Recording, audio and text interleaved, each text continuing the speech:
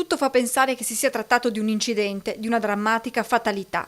Walter Busato, 68 anni, di Treviso, sarebbe scivolato in acqua e poi annegato.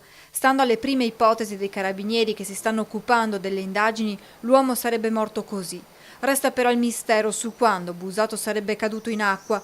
Potrebbero essere trascorse solo poche ore o addirittura un giorno prima che il corpo venisse visto riaffiorare dalle acque del Cagnan in zona Pescheria.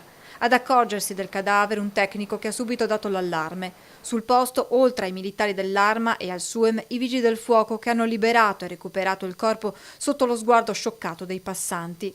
Il magistrato di turno al momento ha disposto una ricognizione esterna sul cadavere che da un primo esame non presenterebbe segni di violenza. Questo farebbe pensare quindi all'incidente. La prima ricostruzione porta ad ipotizzare che Busato probabilmente stesse orinando sulle rive del fiume, visto che è stato trovato con i pantaloni abbassati. Sarebbe scivolato, non riuscendo più a risalire. Ma il 68enne potrebbe anche essere stato colto da malore e svestito dalla corrente particolarmente intensa a causa del maltempo delle ultime ore. Busato era un volto noto a Treviso, molti lo conoscevano come il mago, ma l'uomo era solito girare per il centro storico con vari travestimenti, da Dante, Arlecchino o Babbo Natale. Residente a Santabona, preferiva una vita libera, spesso in strada, finita in modo drammatico nelle acque del Cagnan.